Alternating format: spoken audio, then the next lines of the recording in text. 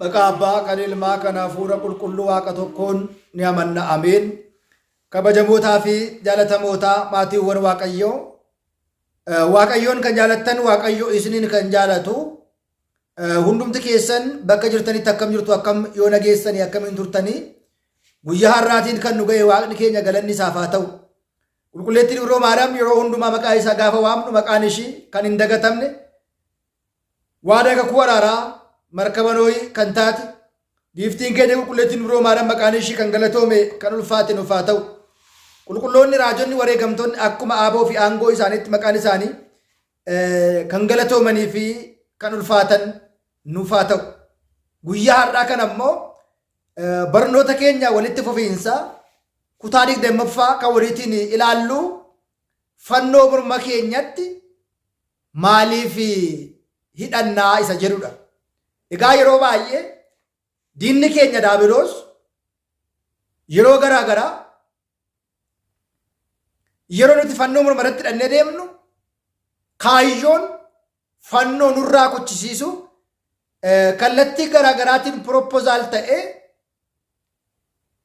duulli kiristaanota irratti yeroo baay'ee gaggeeffamu yaadannoo fannoo dhabamsiisu, kabaja fannoo xinneessu, namoota immoo fannoo hidhatan fannoo morma isaanii irraati buusu.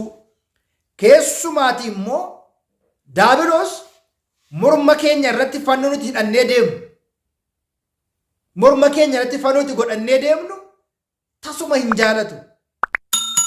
Kanaafidha yeroo baay'ee danuun isaanii kan isaan yeroo fannoo morma keenya irratti argan fuulli isaanii gurraacha'u, fuulli isaanii jijjiiramu, warreen Daabiloos irra bule, warri gartuu Daabiloos ta'anii jibbiinsa fannoo qaban. Seexan yookiin Daabiloos isaan irra bu'ee akka nuti fannoo Kiristoos qabannee diina keenya Daabiloosin hin injifannee fi Daabiloosin akka hin mo'anne kallattii garaa garaatiin fannoo kana jibbiinsa fannoo maqaa fannoo balleessii dubbii fannoo xureessuudhaan yaada garaa garaa gaafa isaan dubbatan baay'ee isaanii ni dhageenya jecha. Egaa akkuma beekamu maaliif fannoo morma irratti hidhanna? Maalidha fannoon iccitiin fannoo morma irratti hidhachuun? Iccitiin fannoo morma irratti hidhachuun maalidha? Maaliif hidhanna? Isa jedhuutiin mee barnoota kana kutaa 20ffaatiin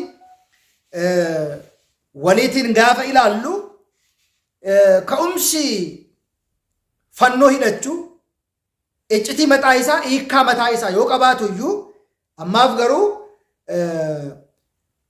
macaafa fakkeenyaa boqonnaa 6:20 kaasineetu dubbii jiru waliitiin ilaalleet yaada kana waliitiin hubanna jecha. Jalqabni isaa akkana jedha, jecha isaa guutuun hin dubbisa.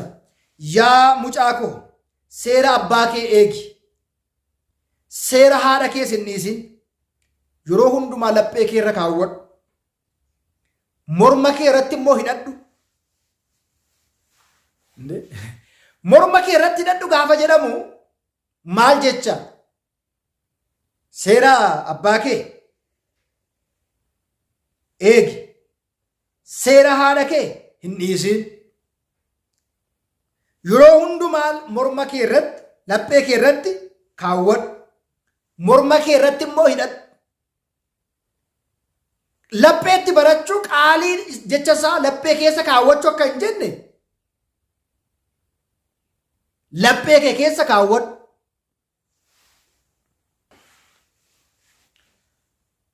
Egaa sababoota nuti fannoo Kiristoosiitiin morma keenya irratti hidhannuudhaaf fakkeenyi inni guddaan qulqullichi Salamoon kaa'ee jira jechaadha. Kanaaf egaa yaa mucaa koo seera haadha kee abbaa kee eegi, kan haadha kee immoo hin dhiisin, yeroo hundumaa laphee kee irra kaawwadhu, morma kee irrattis hidhadhu. Yeroo deemtu karaa sitti argisiisa, yeroo ciistu immoo si eega, yeroo kaatu immoo si dubbisa. Ajajoonni isaa ifa seera ifaa waan ta'anidha. አፋነ ማሪፋት ይጋ ያ ልጄ ሆይ የአባትን ትእዛዝ ጠብቅ የእናትንም ሕግ አትተው ሁልጊዜ በልብም አኑሮ በአንገትም ይሰረው ስትሄድ ይመራሃል ስተኛም ይጠብቅሃል ስትነሳ ያነጋግርሃል ትእዛዝም መብራት ሕግም ብርሃን ነውና ተግሣጽ ዘለፋ የሕይወት መንገድ ነውና ክፉ ሴት ጠብቅ ዘንድ ከላይቷ ሴት ምላስ ፍጥነት ጀቹዳን ኬሱማ እጭቲ ፈኖ ክርስቶሲቲ ሂዳቹ ኬኛ በልናቲ ሴራቲ ካኤ ጅራ ጀቻ ጋኩመ ቤከሙ ነሞኒ እጭቲን ወንጌላ ኢሳኒፍ እንገሌፍ አዴምስ ክርስቲያኑማ ኢሳኒፍ እንገሌፊ እጋ ሞቲን ቶኮ ቻፓ ዮኪንሞ ማታ በሰጀኑ ማለ socho'uu hin danda'u. Dhaabbanni tokko dhaabbata tokko irraatti kan ittiin beekamu chaappaa yookiin immoo maayitaba isa jennuuti. Nuti immoo warreen addunyaa irraati, warreen biyya lafaa irraati, warreen hin amanne irraati adda wanti nu godhu fannoo Kiristoosiin morma keenya irratti baachuutiin. Fannoo Kiristoosiin morma irratti baachuutiin. Nuuf miidhagina keenya, of jaja keenya, humna keenya waan ta'eedhaaf shakkitoonni kanaatiin wal qabate waa'ee fannoo kana yaada garaa garaa gaafa isaan haasa'an ni dhageenya. Fannoo warqee mormatti hidhachuu dandeenya. Fannoo birrii mormatti hidhachuu dandeenya. Fannoo mukaa mormatti hidhachuu dandeenya. Haa ta'u malee garuu namni tokko inni fannoo warqee hidhate, inni birrii hidhate, inni mukaa hidhate, inni sibiila biraa hidhate, fannoon tajaajilli isaa tokkodha. Garuu maaliif fannoo warqee hidhan? Maaliif fannoo birrii hidhan? Maaliif fannoo sibiilaa hidhan? Maaliif fannoo mukaa hidhan? Yaada mataa isaa, barsiisa mataa isaa, iccitii mataa isaa ta'e waan qabuudhaaf barnoota taanu keessatti waliitiin bal'inaatiin ilaaluu dandeenya. Fakkeenyaatiif maaliif birrii hidhata yoo jedhamne, birriin sibiilota biyya lafaa keessatti argaman hunda caalaa qaala'aa waan ta'edha. Gatiinsaa ol ka'aa waan ta'edha. Miidhagaa waan ta'edha. Faayaaf kan itti fayyadamnu waan ta'edha. Kiristoos immoo hundumaa ol ta'e, amala isaatiin qulqulluu ta'e, yakki badiin kan irratti argamu jaalala ilmaan namaatiif jecha, nuun nu jiraachisuuf jecha lubbuu isaa qaala'aa ta'e kana dabarsee nuuf kennuusaa hundumarra adda ta'e hundumaa ol ta'uusaa nu agarsiisudha. Sibiila gaafa ta'u immoo fannoo sibiilaa gaafa hidhannu Kiristoosiin guyyaa jimaataa fannoo irratti bitaaf mirga, lukaaf mataa isaa, cina isaa kan ittiin waraananii fi kan ittiin isaan fannoo irratti fannisan sibiilicha mismaarichatti iyyanachuudhaaf. Birrii gaafa qoonu birriin albuudota sibiilota biyya lafaa kana keessaati kan irra fooyya'aa filatamaa waan ta'edha.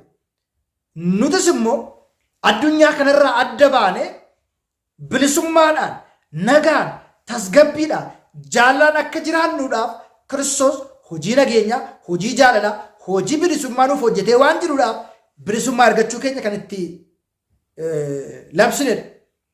Kanatti aanee manni kiristaanaa keenya yeroo garaa garaa sirnoota ishee keessatti daa'ima waggaa guyyaa 48 dhiiraaf dubaraatiin mucummaa sillaasee fudhattu irratti immoo kirriin, chaappaan, mallattoon ni godhama. Kunis immoo maaliif isa jedhu immoo yaadni ka'uu danda'a. Yaada garaa garaa ka'u kana keessatti deebii bal'aa kaasnee waliitiitiin dubbii sagalee Waaqayyoo ni baranna jechaadha. Keessumaa qulqullichi Phaawulos wangeela Maatiyos boqonnaa 10:38 gubbaa irratti immoo maal jedha? Masqalii yookiin immoo fannoo koo kan hin qaban.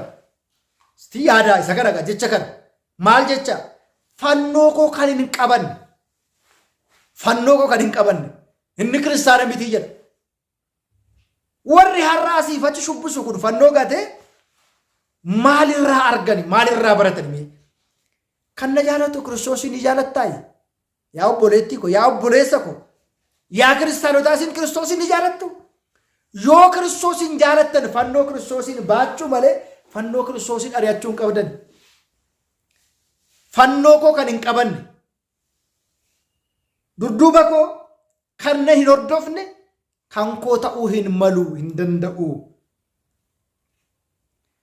Lubbuu isaa kan argatu ni balleessa. Lubbuu isaa waa'ee koof kan balleessu immoo ni argata. Jedheetu Kiristoos duukaa kan bu'u kiristaanni fannoo kan qabatuuf kanaaf maaliif fannoo hidhanna? Deebii gabaaban kana. Maaliif fannoo hidhattu? Fannoon maal isinii godha? Fannoon maal isin fayyada? Innoo muka hoo, innoo sibiila hoo, warqeedha hoo, birriidha hoo? Namoonni tokko tokko immoo akkas jechaa immoo fannoo birrii immoo morbatti ni godhatu warri ittiin amanne.